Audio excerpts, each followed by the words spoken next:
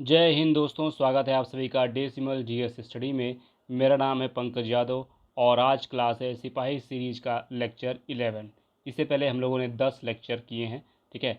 उन लेक्चर्स को अगर आपने नहीं देखा है, उन क्लासेस को नहीं देखा है तो उन क्लासेस को भी देखिए, ठीक है।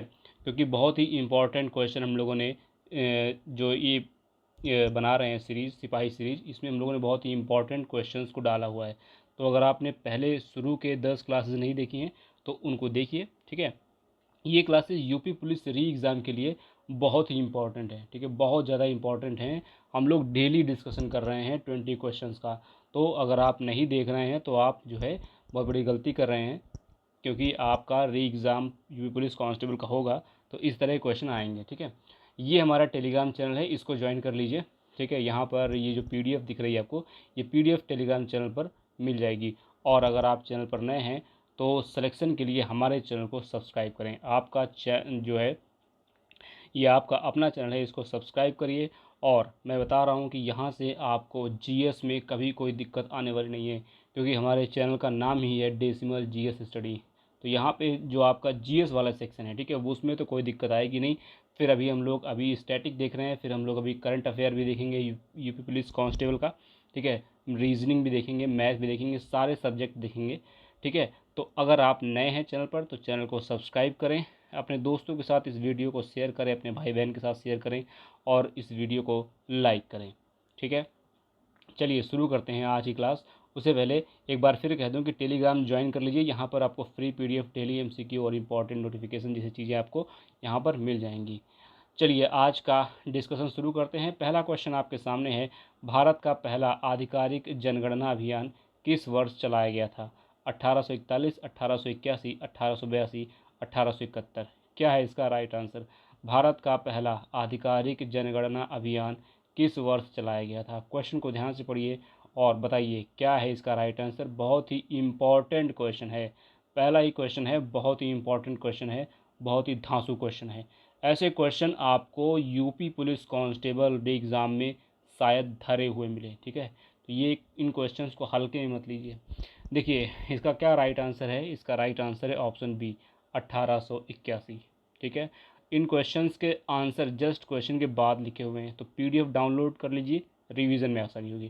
क्वेश्चन नंबर 2 है आपके पास, विकलांग और बेरोजगार को राहत विकलांग और बेरोजगार को मतलब ये यहाँ पर इन्वर्टेड कॉमा लगा दीजिए, विकलांग और बेरोजगार को राहत यहाँ पे ऐसे लगा दीजिए, ठीक है।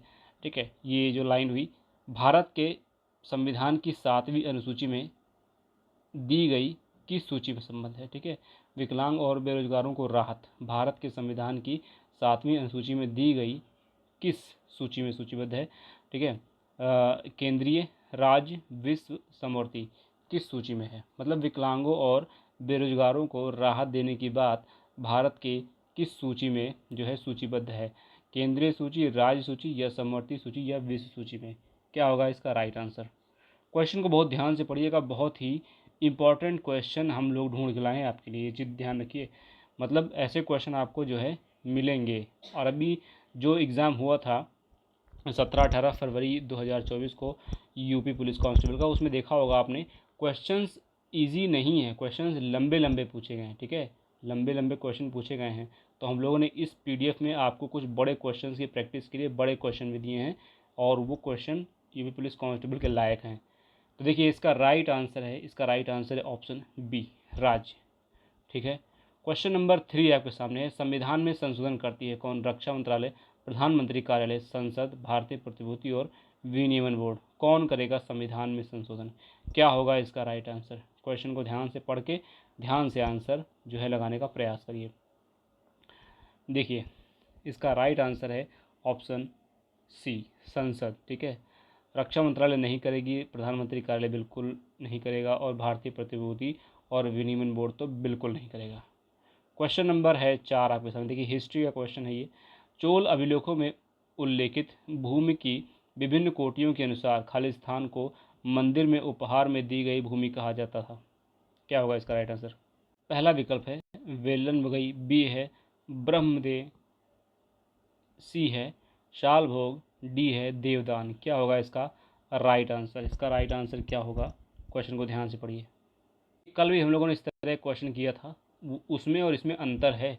एक चीज़, अगर आपने कल वाली वीडियो देखी होगी, अगर आपने 10th नंबर वीडियो देखी है, 10th नंबर लेक्चर देखा है, पार्ट 10 देखा है, ठीक है, तो उसमें लिखा था कि चोल अभिलेखों में उल्लेखित भूमि की विभिन्न कोटियों के अनुसार खाली स्थान था, ठीक है। खाली स्थान को ब्राह्मणों को उपहार में दी गई भूमि कहा जाता था, ठीक है। वहाँ पे ब्राह्मणों को उपहार में दी गई भूमि थी, तो वहाँ पे आंसर था ब्रह्मदेव, लेकिन इसका राइट आंसर है देवदान, ठीक है। देवदान है इसका राइट आंसर।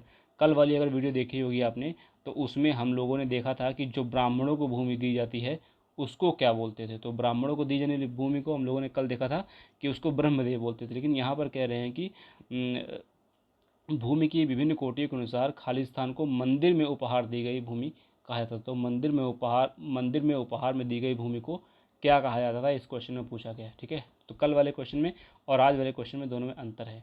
अब क्वेश्चन नंबर 5 है, राजेंद्र प्रथम किसके पुत्र थे? बिंदुसार प्रथम के, देवभूति के, स्कंदगुप्त प्रथम के, या राज प्रथम के? क्या होगा इसका राइट आंसर? राजेंद्र प्रथम किसके पुत्र थे? तो राजेंद्र प्रथम जो थे वो राज प्रथम के पुत्र थे। बृहद हिमालय में स्थित एक ठंडा रेगिस्तान है, ठीक है। देखिए, रेगिस्तान जब भी आपके दिमाग में शब्द आए तो रेगिस्तान का मतलब हमेशा गर्म जगह नहीं होगी, ठीक है। रेगिस्तान का मतलब हमेशा गर्म नहीं होगा। रेगिस्तान दो तरह का होता है, एक ठंडा रेगिस्तान होता है, एक गर्म रेगिस्तान होता है, ठीक है। तो ठंडा रेगिस्तान जो है वो मतलब कि जहाँ पर एकदम वीराना होता है, बर्फ़ ही बर्फ़ होती है, वो उसको बोलते हैं ठंडा रेगिस्तान। और गर्म रेगिस्तान जैसे आपने देखा होगा थार का मरुस्थल या राजस्थान का कुछ हिस्सा जो है वो एकदम रेगिस्तान है। वहाँ पर दूर दूर तक पेड़ पौधे नहीं हैं, दूर दूर तक जैसे बालू या रेत के टिब्बे हैं, है ना। तो उसी तरह जो कुछ ठंडे इलाके हैं जहाँ पर जो है बर्फ़ रहती है, साल के 12 महीने वहाँ बर्फ़ रहती है और दूर दूर तक कोई वनस्पति नहीं दिखाई देती है। ऐसे स्थानों को जो है हम लोग ठंडा रेगिस्तान बोलते हैं, ठीक है। तो अब यहाँ पर विकल्प देखिए, विकल्प है लद्दाख, सतपुड़ा, अरावली, विंध्याचल।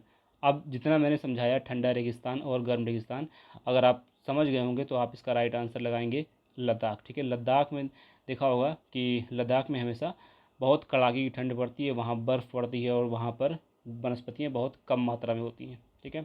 क्वेश्चन नंबर 7 है आपके सामने, मृदा संरक्षण की उस विधि को क्या कहते हैं जिसमें वर्षा दोहन से मृदा को सुरक्षित रखने के लिए अलग अलग समय पर भिन्न भिन्न फसलें एकांतर कतारों में लगाई जाती हैं? ध्यान से क्वेश्चन को पढ़िए। देखिए, क्वेश्चन काफ़ी इस तरह का बड़ा है ना, इस तरह क्वेश्चन आपको कांस्टेबल के एग्जाम में देखने को मिल सकते हैं।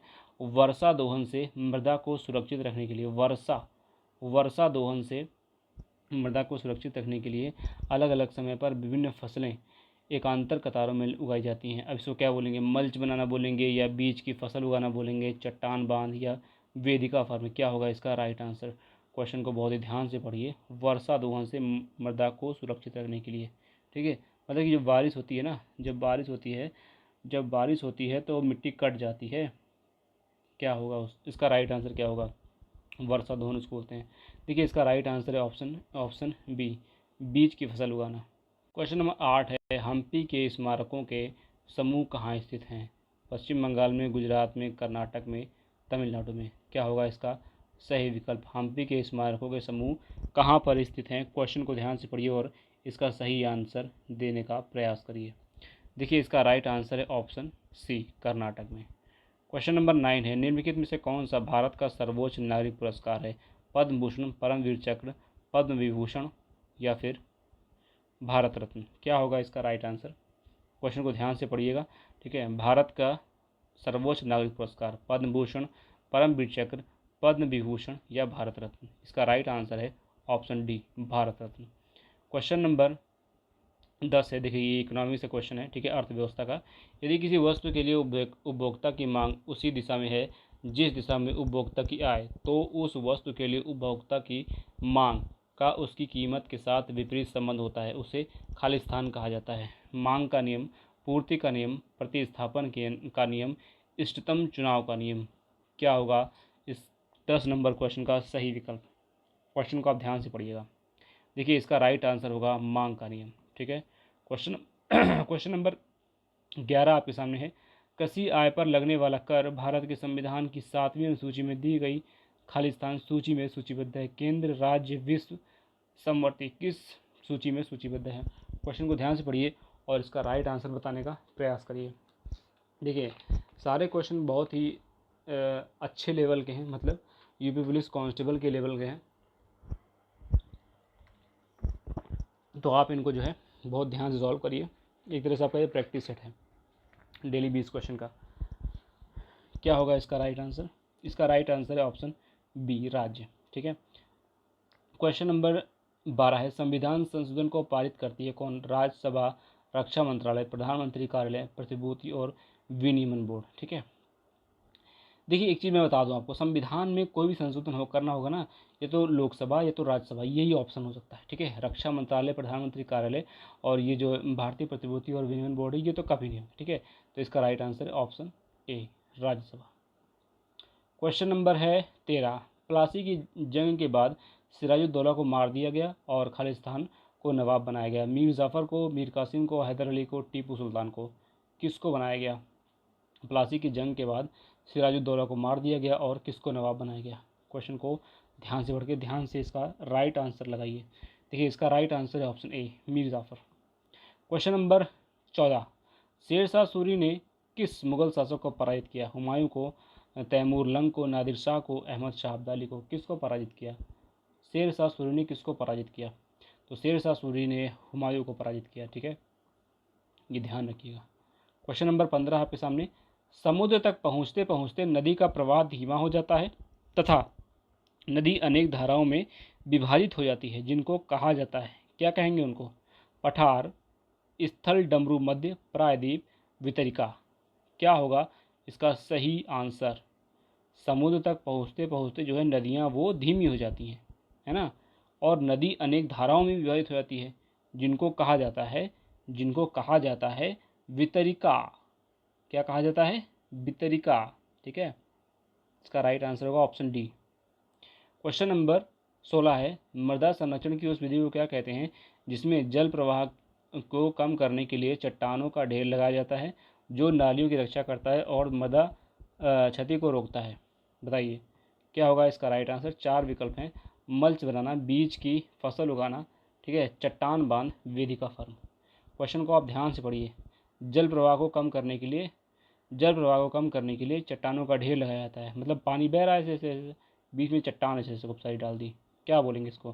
तो इसको बोलते हैं चट्टान बांध। ठीक है, चट्टान बांध कहा जाता है।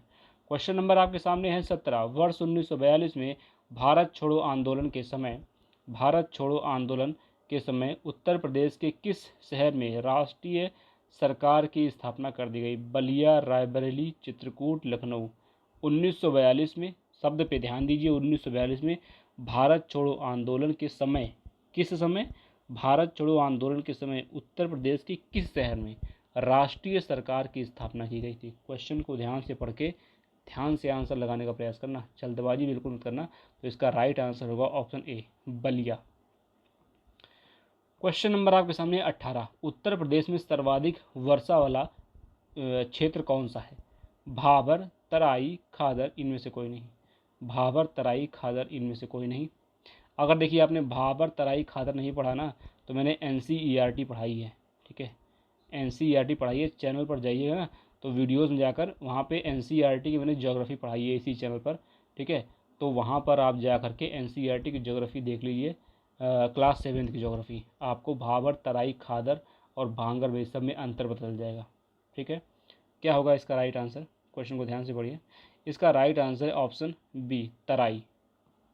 क्वेश्चन नंबर 19 है, वर्ग जिसमें जंतु, मछली, उभयचर, सरीसृप, पक्षी और स्तनधारी आते हैं, किस श्रेणी को निर्मित करते हैं? जाति, स्पीसीज को, वंश, जीन्स को। क्वेश्चन ऑप्शन सी है जगत, किंगडम को, और डी है संघ, फाइलम को। क्या होगा इसका राइट आंसर? क्वेश्चन को ध्यान से पढ़िए। वर्ग जिसमें जंतु, मछली,